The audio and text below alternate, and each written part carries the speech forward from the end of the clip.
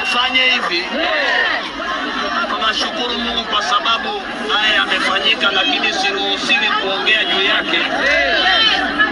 Kwa hivyo ninawashukuru kwa ajili ya maombi yenu tena zaidi. Na unajua siwezi nikaongea kuhusu hayo.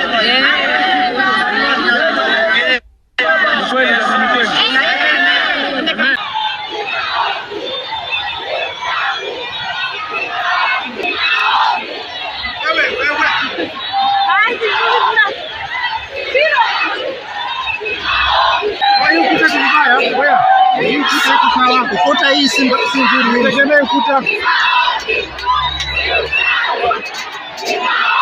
Si uchawi. Si uchawi. Si uchawi. Si uchawi. Wanamgojelea gari. Si uchawi.